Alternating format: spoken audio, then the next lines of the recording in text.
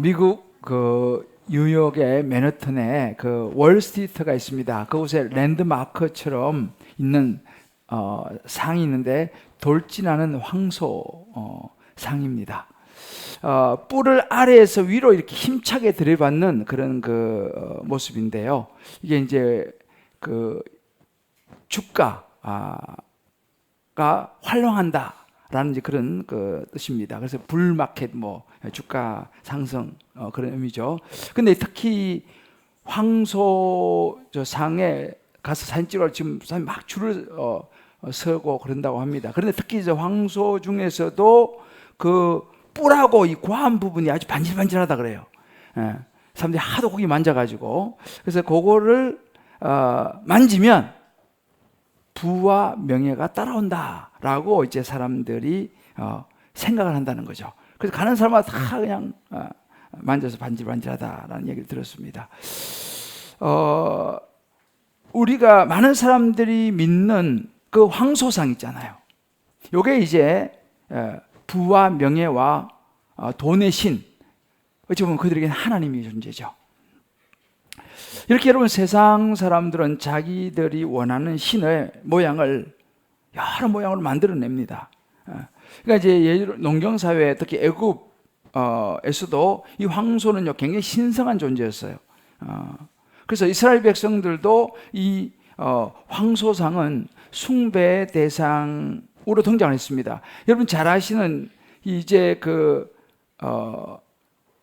아론이 모세가 이제 좀 있으면 나옵니다만 시내산에 기도하러 올라갔을 때 아론이 사람들이 막 아우성치니까 가지고 있는 가락지 다 모아가지고 만들었던 형상이 송아지 형상이었어요. 근데 여기서 우리 한국 그 번역에는 송아지 형상 이렇게 말했는데 사실은 원래 그게요 히브리어로는요 에겔이라고 하는 단어인데 이 에겔이라고 하는 단어는 적어도 1년 된 굉장히 큰 황소의 의미예요. 원래는요. 우리 번역은 송아지 그래서 이런 개념인데 실제로는 힘 있는 황소의 의미입니다. 그런 상을 만들어 가지고 사람들 앞에 내놓은 거죠. 자, 이게 하나님이다. 그리고 이제 뒤로 가면 그 열왕기상 12장에 보면 북왕국 여로보암 왕이 베델과 단 사이에 세운 황소상이 있어요. 이게 등장합니다. 이런 식으로 이제 이스라엘 백성들에게는 보이는 하나님의 상을 황소상을 만들었던 것이죠. 중요한 것은 뭐냐면 하나님께서 계셔야 될 그 자리에 황소가 서 있는 모습이죠. 다시 말하면 결국은 자기들이 원하는 하나님을 만들어 놓은 것입니다. 어찌 보면 오늘날 우리 신앙생활도 그렇습니다. 우리도 그럴 수 있다는 것이에요. 우리도. 그래서 오늘 우리가 이제 그 10계명의 두 번째 계명입니다. 거짓 신들이 많은 세상 속에 저와 여러분 살아가고 있습니다. 그런 거짓 신들의 세상에서 우리가 어떻게 살아가야 하느냐라는 거예요, 성도로서. 이게 오늘 두 번째 주시는 지침입니다. 그래서 이 시간 성령께서 저와 여러분 모든 성도님들의 그 영의 눈을 띄워주셔서 우리가 만들어낸 거짓 신들이죠. 이것을 우리가 분별을 해내야 됩니다. 우리의 삶 속에서 분별을 해내고 우리는 우리를 구원하신 창조주 하나님, 유일하신 하나님만 섬기고 살아갈 수 있는 분별력을 주시고 그런 영안이 열릴 수 있는 시간 되시기를 주님의 이름으로 축복합니다. 자, 그러면 거짓 신들의 세상에서 성도에게 필요한 것이 무엇이겠습니까? 저와 여러분에게 필요한 것이 무엇이겠습니까? 그 첫 번째 오늘 성경이 보여주는 것은 뭐냐면 보이는 하나님을 분별해야 한다는 거예요. 보이는 하나님을 분별해야 된다. 여러분 보세요. 사람들은요, 우리 인간은요, 마음에서 상상하는 것을 물질로 표현하고 싶어 해요. 그래서 마음에 그리는 어떤 이상향을 현실 세계에 만들어내고 실현하기를 원합니다. 그래서 사실은 어떤 의미에서 좋은 부분도 있는데 뭐냐면 눈에 보이지 않는 시간의 흐름을 사람들은 보고 싶어요. 시간이 지나가지 않습니까? 그래서 보이지 않는 이 시간의 흐름을 보기를 원해서 만들어낸 것이 시계예요, 시계. 시계를 보면서 시간의 흐름을 우리 눈으로 보는 거죠. 자, 이게 이제 우리 사람의 본성이라는 거예요. 우린 보고 싶어요. 이런 마음으로 하나님도 추구합니다. 그래서 여러분 신약에 보면요, 이 빌립 같은 사람은 요한복음 14장 8절에 보면 주여 아버지를 우리에게 보여주옵소서 그리하면 족하겠나이다. 하나님 좀 보여주십시오. 그러면 믿겠습니다 라고 이야기하는 거죠. 여러분 잘 아시는 의심 많은 도마도 마찬가지입니다. 예수님 부활했다니까 안 믿는 거죠. 내가 예수님의 허리에 창자국과 손에 못자국을 보기 전까지는 나 못 믿겠다 라고 말했던 도마, 보여주면 내 믿겠다. 이게 뭐냐면 우리 마음속에는 하나님을 내 손에 붙잡고 싶은 마음인 거예요. 우리 이런 본성이 다 있습니다. 그래서 이제 인간들이 만들어낸 다양한 형태의 하나님의 형상이 등장을 하는 거예요. 그래서 오늘 이제 출기 20장에 보게 되면 다양한 20장 4절에 보면 너를 위하여 새긴 우상이라고 했어요. 새긴 우상. 어떤 겁니까? 하늘에 있는 것, 아래로 땅에 있는 것, 땅 아래 물속에 있는 것, 어떤 형상, 하여튼 뭐 사람들은요 전부 이런저런 형상을 만들어내기 시작했습니다. 자기들이 생각하는 하나님을 만들어내기 시작했죠. 그러니까 영이신 하나님을 볼 수가 없는데 이 영이신 하나님을 형상으로 인간적인 이미지를 자꾸만 만들어내기 시작했습니다. 이 핵심이 뭐냐? 너를 위하여. 이것도 중요한 부분입니다. 누굴 위하여? 나를 위하여. 나를 위하여 인간들이 보이는 하나님을 만들어내기 시작했다는 사실이죠. 자기의 뜻과 목적을 이루고자 보이지 않는 하나님을 자기들이 만들어서 그 하나님을 틀 안에 넣고 좌지우지하려고 하는 마치 그 알라딘의 램프처럼 말이죠. 뭐든지 원하는 대로 다 들어주는 알라딘 램프처럼 그렇게 하나님을 형상화하기 시작했다는 것입니다. 쉽게 말하면 하나님을 인간이 만들고 하나님조차도 내가 원하는 일을 하시는, 내가 원하는 걸 들어주는 하나님으로 만들고 싶은 우리 안에 있는 죄의 본성. 그래서 하나님을 나의 욕망과 나의 뜻을 이루어주는 존재로 그런 특정한 대상으로 만들어버린다는 거예요. 사실은 그게 하나님은 아닌데 말이죠. 사람들은 그런 것을 통해서 뭔가 내가 원하는 하나님의 존재를 보고 싶어하는 것이죠. 대표적으로 우리가 아까 언급했지만 이 출기 32장에 가다 보면은 이제 아론이 금송아지를 만들어 놓습니다. 그래서 그들의 손에서 금고리를 받아서 부어서 조각칼로 새겨 송아지 형상을 만들어, 이게 황소라고 그랬죠. 이 에겔, 이 황소 형상을 만들어 가지고 이스라엘 백성이 이스라엘아 이는 너희를 애굽 땅에서 인도한 너희의 신이로다 하는지라 이게 너희 하나님이다 라고 눈에 보이는 하나님을 제시를 했습니다.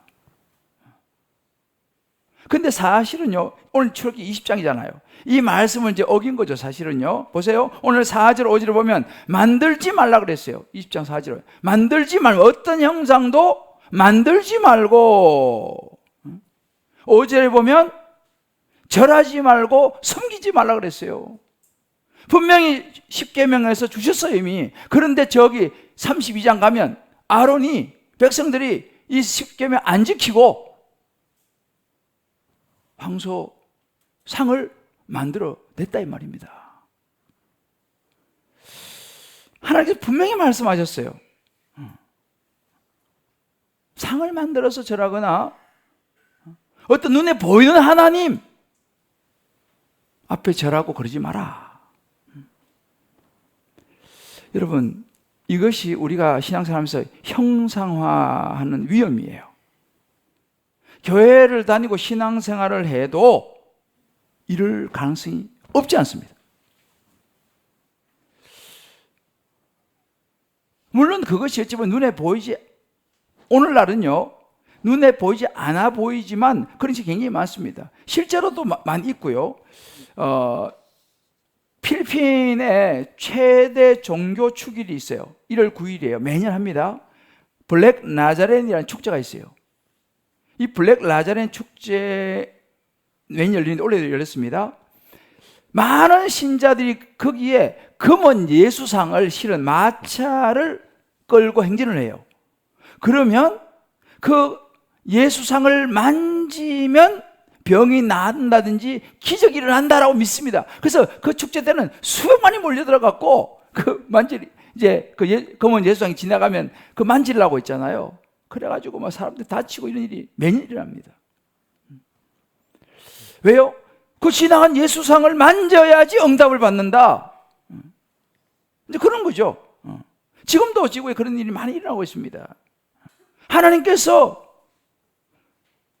그렇게 하지 말라는 거예요. 하나님은 영이시니 눈에 보이지 않습니다. 근데 우리 자꾸만 눈에 보이는 걸 만들어 갖고 뭔가 그것으로부터 내가 원하는 것을 성취하려고 하는 모습이 있다 이 말이죠. 조심해야 되는 겁니다. 그러니까 우리가 이렇게 눈에 보이는 하나님에 대한 유혹이 있다는 거예요. 우리를 위해서 새긴 우상, 우리가 쫓고 있는 어떤 허망한 욕심, 헛한 어떤 재물들, 어떤 지위, 이것은 다 우리를 위해서 만들어 놓은 것입니다. 여러분, 기독교는요, 우리를 위해서 십자가에 죽으시고 부활하신 예수님을 보내신 창조주 하나님, 그분이 보내신 예수를 믿음으로 구원받는 눈에 보이지 않는 하나님을 경배하고 예배하는 종교인 줄 믿습니다. 여기서 쏘으면 안 돼요. 잘 되는 거 하나님 원하시죠. 성경은 창세기부터 요한계시록 다 복을 이야기합니다. 복 받으라는 거예요. 복 받아야죠. 그러나 중요한 것은 복의 목적이 뭐냐라는 것입니다. 우리 한번 적용해 보십시다. 나는 하나님을 성공이라는 황금 송아지로 내 욕심을 이루는 수단으로 삼고 있지는 않습니까? 나의 기도와 예배는 정말 하나님, 나를 구원하신 하나님, 예수 그리스도 그분을 향하고 있습니까? 아니면 내 욕망과 문제 해결에만 집중하고 있지는 않습니까? 한번 돌아볼 필요가 있어요. 내가 교회 오고 내가 기도하고 내가 예배하는 것이 정말 나에게 생명을 주신 영원하신 하나님의 구원의 은혜와 그 예수님의 십자가의 은혜에 감격해서 감사해서 내가 그 성령님의 은혜에 감사해서 내가 하나님을 향하고 있는지, 아니면 교회 가면 잘 된다더라, 교회 가면 복 받는다더라, 교회 가면 뭐 대박 난다더라, 물론 틀린 말은 아니지만 그것은 목적이 아니라는 사실이에요. 할렐루야. 하나님이 저와 여러분, 예수님이 저와 여러분의 모든 신앙의 목적이 될 수 있게 되시기를 주의 이름으로 축복합니다. 이게 보이는 하나님에 대한 유혹이에요. 우리가 이거 분별해야 됩니다. 두 번째로, 이 거짓 신들의 세상에서 우리 성도에게 필요한 것이 있어요. 그것은 우리 안에 숨겨진 우상입니다. 내 안에 숨겨진 우상, 이것을 분별해야 되는 거예요. 사실은 어찌 보면 이것이 눈에 보이는 어떤 형상보다 더 실제적으로 우리에게 중요한 문제입니다.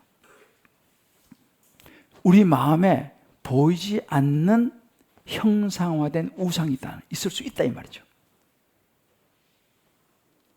예를 들어 교회를 다녀요. 성경 공부를 합니다. 훈련을 받습니다. 봉사도 합니다. 목사입니다.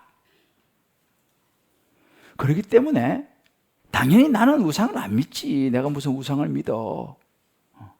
내가 뭐 부처에 절하는 것도 아니고. 라는 생각이 우리를 붙잡을 수 있습니다. 그렇게 되다 보면 사실은 내 안에 우상이 있는 것을 내가 분별하지 못할 수가 있다는 거예요. 예수께서 말씀하셨죠. 주여 주여 부르는 자가 천국 가는 것이 아니고 내 아버지의 뜻대로 행하는 자라야 천국 간다 이렇게 말씀했어요. 이 말은 뭐냐? 주여 주여 부른다고 다 예수 믿는 게 아니다 이 말이죠. 그렇게 주여 주여 부르면서도 자기 안에는 우상을 따르고 있을 수도 있다라는 이야기입니다. 다시 말하면 하나님보다 더 추구하고 의지하고 필요로 하는 거, 하나님보다 앞서는 거, 그것이 숨겨진 우상이에요. 여러분 가만히 보세요. 지금 하나님께서 말씀하신 이스라엘 백성의 신앙의 토대, 우리가 따라가야 될 신앙의 토대는요, 어떤 하나님의 보이는 형상이 아니고 바로 하나님의 말씀인 줄 믿습니다. 이 말씀 안에 하나님이 계시는 거예요. 말씀이 육신이 되어서 오신 분이 예수님이세요. 우리 예수님의 음성을 들어야 되는 거죠. 자, 그러면 어떻게 하면 우리 마음속에 숨겨져 있는 우상을 분별할 수 있을까라는 거예요. 어떻게 하면 우리 마음속에 스며들어 있는 은밀하게 나도 모르게 나의 마음에 자리 잡은 우상을 점검을 해야 됩니다. 점검을 해야 돼요. 내 안에 우상이 있는가 없는가를 점검을 해야 돼요. 이건 아주 어려운 부분입니다. 자, 옆에 분에게 이렇게 한번 우리 격려합시다. 우리 마음속에 있을 수도 있는 우상을 한번 점검해 봅시다. 이게 되게 중요한 부분이에요. 우리 마음속에 나도 모르게 들어와 있을 보이지 않는 우상입니다. 이 우상을 분별하고 점검을 해야 돼요.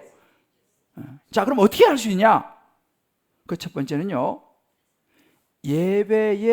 예배와 섬김의 대상을 자세히 들여다봐야 돼요.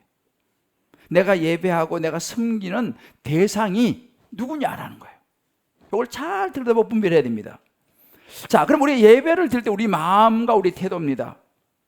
내가 예배를 드릴 때 어떤 전통과 어떤 의식과 어떤 습관이 내 중심에 있는가, 아니면 나를 구원하신 하나님을 향한 진심과 전심의 엎드림인가라는 거죠. 지난주에 엎드림에 대해서 말했어요. 예배는 엎드림이라고 그러지 않습니까? 나의 모든 주권을 주님께 내어드리는 이런 진심이 우리 마음에 있느냐 이 말이죠.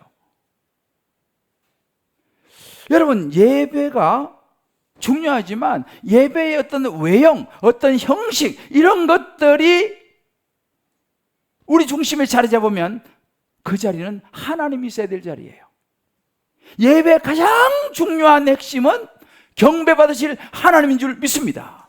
그런데 그 예배 자리에 어떤 다른 절차와 형식 이런 것이 자꾸 들여다가 보면 하나님하고 그 자리가 바뀌어버리는 거예요. 본질이 주객이 전도돼 버리는 것입니다. 그래서 우리 예배는 중요한 것은 뭐냐면 하나님을 경배하는가, 나를 십자가에 죽으시고 부활하신 그 예수 그리스도를 내가 그분의 은혜 앞에 나와 나의 믿음을 돌아보며 성령을 의지하며 나아가는 예배인가, 이것이 가장 중요한 거예요. 이 예배의 대상입니다. 이스라엘 백성들이 만든 게 금송아지잖아요. 내 마음속에 금송아지가 있을 수 있다니까요. 그래서 출애굽기 20장 3절 지난주에 우리 나눴죠. 나 외에는 다른 신들을 내게 두지 말라는 거예요. 예배 안에서도 마찬가지입니다. 예배 안에서 그 무엇도 하나님보다, 예수의 십자가보다 앞설 수 없다 이 말입니다. 할렐루야. 다 달라요. 제가요, 처음 영국에 갔을 때 충격을 받았던 일이 있어요. 저는 이 시골에서만 신앙생활하다 이제 대학 가가지고 대학원 가서 그때 이제 그 러브 유럽이라고 그 전도 캠페인 갔어요. 제가 처음 외국을 가본 게 독일에서 컨퍼런스를 하고 저는 영국을 선택했어요. 일주일 훈련 받고 일주일은 가서 전도하고 하는 그런 프로그램인데, 저는 이제 그때 제가 영문학을 전공했기 때문에 어디 갈 거냐, 저는 성경 잘 몰랐기 때문에 나는 무조건 섹스피어 땅을 밟아보고 싶었어요. 그래서 무조건 영국 뭐 다른 개념이 없었기 때문에 그 영국을 선택해서 영국 갔는데요, 제가 놀란 게, 그 가면 이제 거기서 다 교회, 지역교회를 배치돼 가지고 거기서 이제 이렇게 복음을 연습했던 걸 그 지역에 다니면서 이제 복음을 전하는 거, 이제 그런 프로그램이에요. 그 어느 교회, 그래서 사람들 불러와 가지고 어느 지역 교회에다가 이제 우리가 전도해서 집회를 열어서 복음을 전하는데, 제가 딱 교회를 갔는데 목사님이 청바지 입고 나와 가지고 주머니 손 딱 넣고 충격받았어요. 목사님이 청바지 입고 나온 것도 처음 봤고 그때 벌써 언제입니까? 그냥 30년 전이에요. 그러니까 세월이 참 빨라요. 30년 전이니까 얼마나 제가 또 저는 그런 걸 본 적이 없어요. 목사님 청바지 입고 나와서 주머니 손 딱 넣고 뭐 넥타이 이런 건 없어요. 넥타이 이런 것도 그냥 티셔츠 하나 입고 나와서 복음을 전하는 거예요. 속으로 저게 목사인가 맞나 이 생각이 들더라니까요. 그때 내가 문화 충격을 받았어요. 미국 세들백 교회라고 유명한 교회가 있습니다. 릭 오렌 목사님은 그분은 항상 남방 입고 나와요. 남방 입고 거의 정장은 안 해요. 이분은. 저도 그 교회 방문을 해봤어요. 근데 그 동네가 더워. 정장 입고는 더워서 남방 입고 나와가지고 설교를 하시는 거예요. 무엇을 얘기합니까? 예배의 본질이 뭐냐는 거예요.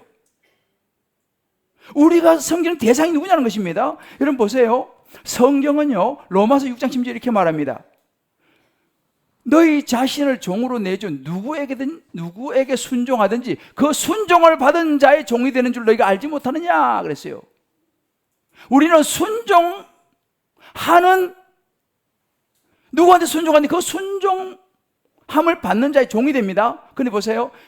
죄의 종으로 순종하면 사망에 이르는 거고 순종의 종으로 우리 예수님 말씀에 순종하면 의에 이르는 것입니다. 중요한 것은 이것이에요. 내가 누구에게 순종하냐 이 말이죠.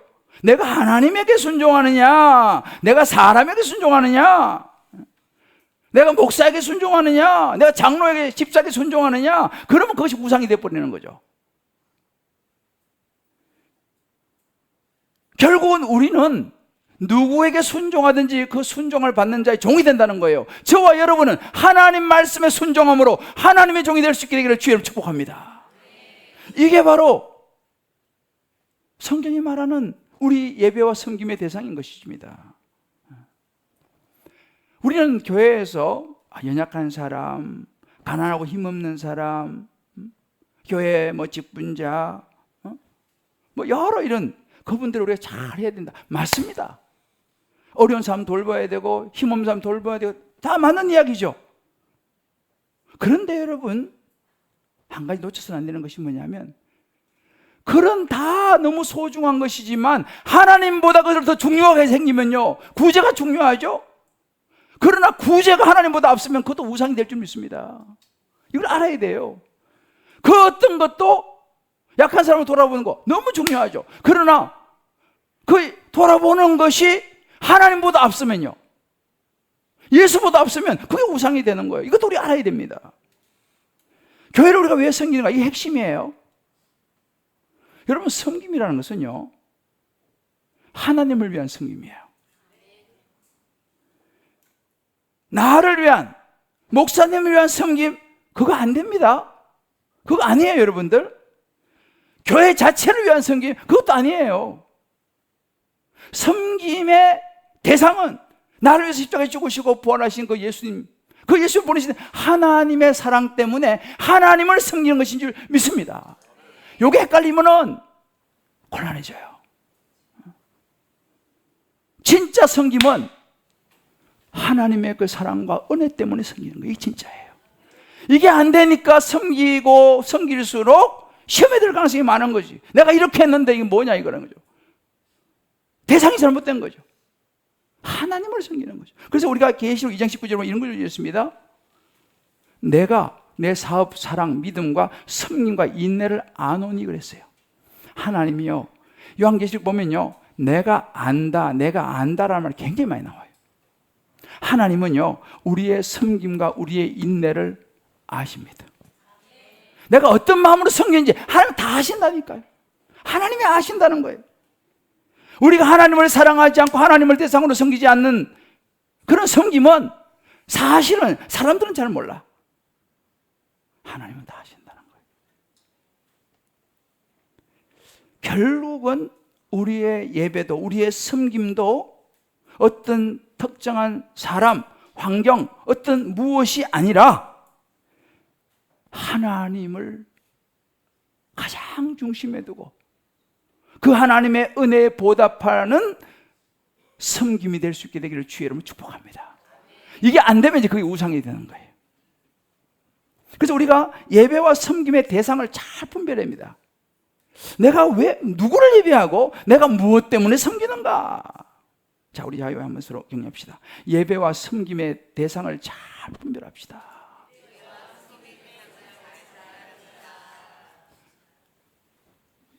요게 우리 안에 숨겨져 있는 우상을 분별할 수 있는 거예요. 두 번째, 내 생각을 분별해야 돼요. 저도 마찬가지죠. 우리 안에 수많은 생각이 펼쳐서 지나갑니다. 내 생각 속에. 그렇다면 우리는 하나님에 대한 나의 생각을 살펴볼 필요가 있어요. 그런데 하나님을 통한 우리 생각을 어떻게 살펴봅니까? 하나님께서는요, 예수님을 통해서 하나님 자신을 보여주셨습니다. 물론 성경에 하나님에 대해서 하나님 빛이시고 하나님의 사랑이시고 나오지만 이제 그런 모습들이 예수님께서 이 땅에 오셔서 많이 펼쳐지셨습니다. 하나님, 예수님 우리 뭐예요? 따뜻하고 친절하고 온화하고 끊임없이 용서할 수 있는 준비를 하고 계신 분이시죠. 맞습니다. 그런데 여러분 성경을 가만히 보면 그것은 어찌 보면 반쪽입니다. 예수님은요, 성전에서 장사하는 사람들 채찍으로 쫓아내셨어요. 상을 둘러 엎으셨어요. 당황스럽죠? 예수님께서 막 화를 내셨어. 상을 둘러 엎었어요. 예수님 왜 이러십니까 지금? 상을 둘러 엎었습니다. 유대 바리새인들에게 독사의 자식들아, 독서를 퍼부었습니다. 예수님이 그러셨어요. 독사의 자식들아, 무화과 나무를 보고 열매를 맺지 못하는 무화과는 저주를 받으라. 저주를 퍼부었어요. 말라 죽을 뻔했어요. 예수님은요, 사람들을 아주 불쌍히 여기셨어요. 근데 죄는 싫어했어요.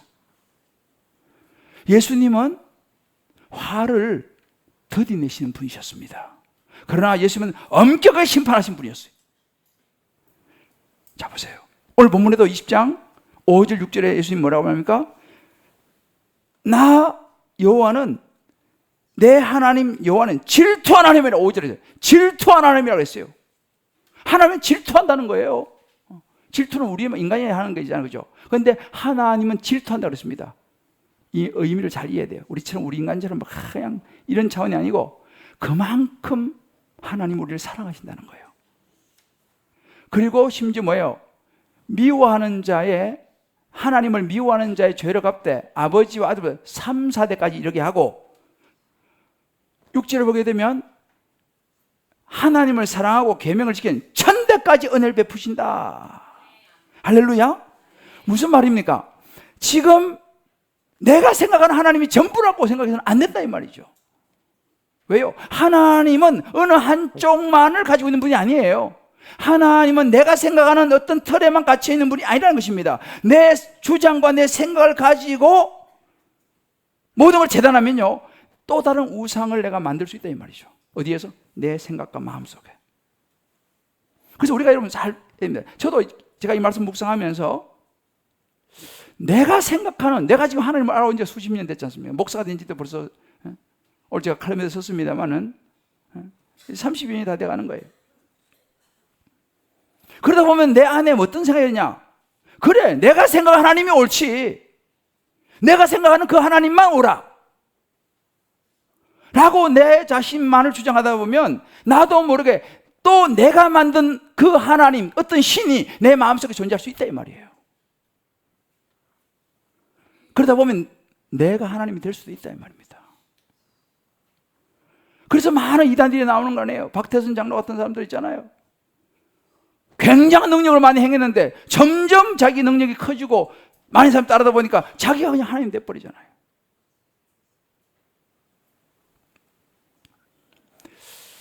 그래서 우리가 참 조심해야 되는 것이 뭐냐면, 나의 생각, 나의 이 경험, 이 모든 것보다도 하나님이 더 우선돼야 될 줄을 믿습니다.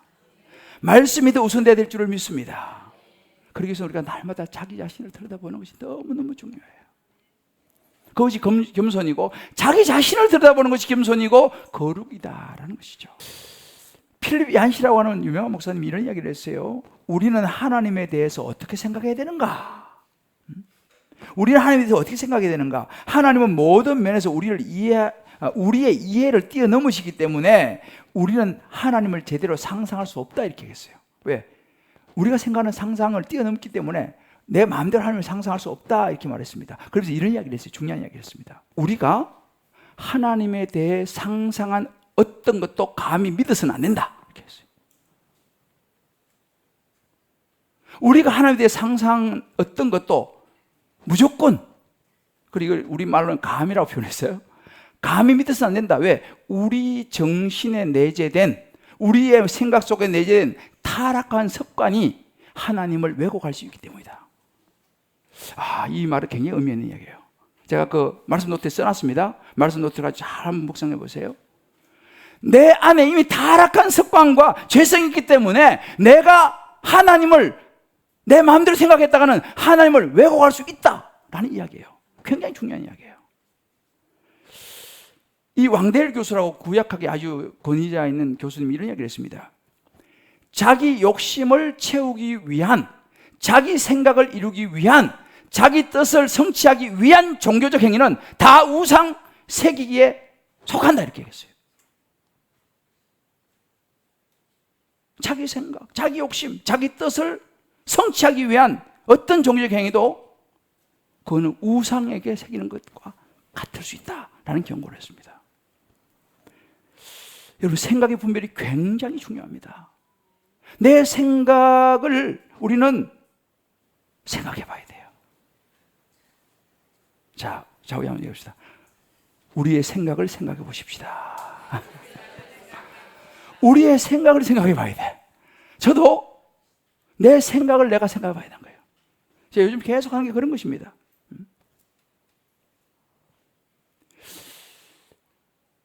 이 총신대 이 상담화 김규보 교수라는 분이요,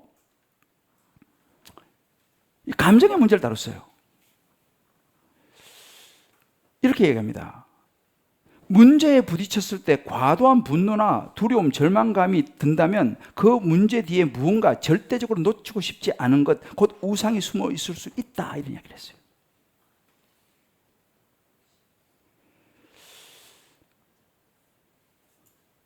저도 한 번씩 막 화가 날 때가 있는데요. 제가 이분의 글을 읽으면서, 내가 이 화가 나는 이것은 내 안 깊은 곳에 뭔가 내가 원하는 우상이 있을 수 있구나라는 생각을 저도 하게 됐어요. 내 생각을 생각해 봐야 돼요. 마지막 세 번째, 십자가로 우상을 분별해야 됩니다. 여러분, 십자가는요, 우리 모든 죄로부터 우리를 자유롭게 하는 게 십자가입니다. 그렇기 때문에 우리가 사실 십자가를 통해서 하나님의 자녀가 되었어요. 새로운 피조물이 됐다, 이 말입니다. 그런즉 누구든지 그리스도 예수 안에 있으면 새로운 피조물이라, 이전 지나니 새 것이 되었다 말씀했지 않습니까? 그러면 우리는요, 예수를 믿음으로 새로운 피조물이 됐어요. 하나님의 자녀가 됐습니다. 그러면 존귀한 가치 있는 존재가 됐어요. 우리는요, 믿습니까? 자, 옆에 분이 계세요. 당신은 하나님의 존귀한 자녀입니다. 이것으로 충분한 거예요. 그렇다면 우리는 다른 세상의 우상에게 의존하지 않아야 된다는 것입니다. 왜? 우리가 가장 가치 있는데 자꾸만 외모 자꾸 신경 쓰고, 명예 신경 쓰고, 타인의 인정 신경 쓰고, 돈 신경 쓰고, 물론 안 쓸 수는 없지만 우리는 그것보다도 더 존귀한 하나님의 자녀라는 사실을 우리 마음에 새길 수 있게 되기를 주의 이름으로 축복합니다. 그런데 사실은 우리가요, 하나님의 존귀한 자녀라는 이것만 있으면, 이 프라이드만 있으면요, 다른 사람 인정 안 해줘도 괜찮아요. 할렐루야. 근데 우리 자꾸만 그런 것을 내가 십자가로 인한 나의 정체성을 잊어버리니까 자꾸만 다른 것을 추구하다 보면 그게 우상이 되는 거예요. 자꾸 그냥. 물론 좀 필요한 수순도 있겠지만은 너무 수순도 많이 할 거 없어. 그 정도 자체로 좋아요. 빛이 들어가면 어두움 물러갑니다. 할렐루야. 우리가 십자가 앞에 설 때에 우상은 떠나가게 될 줄 믿습니다. 십자가가 들어가면 우상은요, 힘을 잃어버려요. 죄는 힘을 잃어버려요. 저와 여러분이, 자, 옆에 한번 축복하십시다. 우상의 자리에 십자가를 세웁시다. 우상의 자리에 십자가를 세워야 되는 거예요. 우리가 예수 십자가를 붙잡을 때 우상이 분별이 됩니다. 힘을 잃어버리는 거예요. 그래서 마태복음 16장 24절 이렇게 말씀하시죠. 예수께서 이르시되 누구지 나를 따라오는 자기를 부인하고 자기 십자가를 지고 날 따르라. 자기 십자가를 지고 날 따르라. 저는 요즘요, 시간이 지나면서 참 어렵지만 십자가 앞에서 제 자신을 들여다보는 시간을 자꾸 가지려고 애를 써요. 그 제가 이번 주도 기도원에 앉아가지고 하나님 묵상, 제가 칼럼을 썼어요. 한번 읽어보세요. 내가 하나님을 더 알아야겠구나. 하나님을 더 묵상해야겠구나. 내가 예수 십자가를 더 깊이 묵상해야겠구나. 이 생각 참 많이 들어요. 제가 이제 올해 이제 저도 6학년이 되는데요. 아직도 참 하나님을 더 깊이 알아야 되는데 이게 쉽지 않아요. 근데 왜? 훅 치고 들어오는 생각이 있어요. 제 마음속에 훅 치고 들어오는 생각이 있어요. 이런저런 일들이 막 들어와요. 그런데 정말 말씀과 기도 속에 저 자신을 또 들여다보고 잘 안 보여. 근데 언뜻 보이는 우상이 있어요. 제 안에 볼 듯이 보이지 않는, 때로는 보고 싶지 않은 그 우상이 살짝 스쳐요. 근데 우상은요, 말씀 앞에 설 때 보입니다. 히브리서 4장 12절 잘 하신 말씀이죠. 하나님 말씀은 살아있고 활력에서 자유의 날서 어떤 건 예리하여 혼과 영과 및 관수와 골수를 찌를 조기까지 고 내 마음의 생각과 뜻을 판단합니다. 뭐가요? 하나님의 말씀. 말씀 앞에 서야지 우상이 보이는 거예요. 성령이 우리 마음의 동기를 드러내야 됩니다. 그래서 요한복음 10장 8절 이렇게 말합니다. 그가 와서 죄에 대하여 의에 대하여 심판에 대하여 세상을 책망하여. 그가 누구면? 성령님이에요. 보혜사 성령을 보낸다고 했어요. 성령이 내 마음을 비출 때 그게 보이는 거예요. 그러니까 우리가 날마다요, 정말 영적으로 깨어서 십자가 앞에서 우리 자신을 들여다보는 것이 우상을 분별하는 방법이에요. 할렐루야.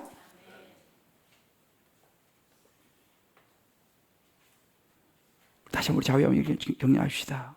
날마다 깨어서 십자가 앞에 우리 자신을 봅시다. 우리 한번 적용해 보십시다. 내 마음 깊은 곳에 숨어있는 우상을 분별해 본 적이 있습니까? 저는 요즘 이걸 굉장히 쉽지 않지만 하려고 노력하고 있어요. 예배와 섬김, 자기가 옳다고 여기는 어떤 고정관념과 생각, 감정조차도 하나님보다 앞세우고 있지는 않느냐는 거예요. 내가 하나님 앞에 내려놓아야 될 숨은 우상은 무엇인지를 찾아야 돼요. 쉽지 않아요. 그래서 우리가 소그룹에서 다락방에서 이런 거를 서로가 나누어야 돼요. 왜? 혼자서는 발견하기 어려워. 근데 옆에서 보면 좀 보일 수 있거든요. 서로 이야기를 좀 해줄 필요가 있어요. 물론 듣는 것은 힘들죠. 힘들어도 들어야 돼. 왜? 내가 못 보고 있는 내 안에 우상이 있을 수 있거든. 그래서 소그룹이 중요한 거예요, 여러분. 그래서 제가 자꾸 다락방 얘기하는 거예요. 가서 서로 나누고 하다 보면은, 아, 그거구나. 저도 그걸 깨닫는 거예요. 저는 생각 못 했는데 이렇게 대화하고 듣다 보면, 아, 그랬구나. 아, 그런 것이었구나. 아, 그게 내가 부족했던 것이었구나. 를 깨닫게 되는 거예요. 그럼 그게 내게 유익이 되더라고요. 그래서 우리가 소그룹 나눔이 너무너무 중요한 거예요. 자, 우리 한번 좌우에 이렇게 한번 축복하십시다. 부드럽게 서로에게 이야기해 주십시다. 부드럽게 서로에게 이야기해 줘야 돼. 그리고 힘들지만 또 들을 건 들어야 돼. 그리고 그 우상을 저와 여러분이 한 방에 안 되더라도 하나씩이라도 버릴 수 있게 되시기를, 그런 결단이 있으시기를 주의 이름으로 축복합니다. 사랑하는 성도 여러분, 오늘 우리는 두 번째 하나님께서 주시는 그리스도인으로서 이 땅에 거짓 신들이 많은 세상에 살아가는 지침을 또 하나 받았습니다. 절대 쉬운 건 아니에요. 저도 이 말씀을 묵상을 또 묵상하고 또 묵상하고 또 많은 책들도 보고 또 기도하면서 내 안에도 내가 보고 싶고 만지고 싶었던 눈에 보이는 하나님에 대한 유혹이 내게도 있었구나. 내 안에도 내가 알지 못하는, 내가 상상하는 하나님, 내가 원하는 하나님,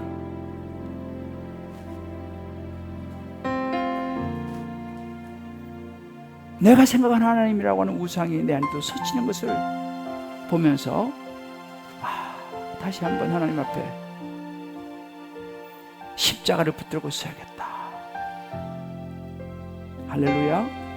나의 예배 생활을 돌아보고, 나의 섬김의 생활을 돌아보고, 내 생각을 돌아보고 십자가 앞에 서서 정말 너희는 육의 욕심을 따라 썩어져가는 구속을 따른 옛사람을 벗어버리고 오직 심령으로 새롭게 함을 받아, 새롭게 함을 변화를 받아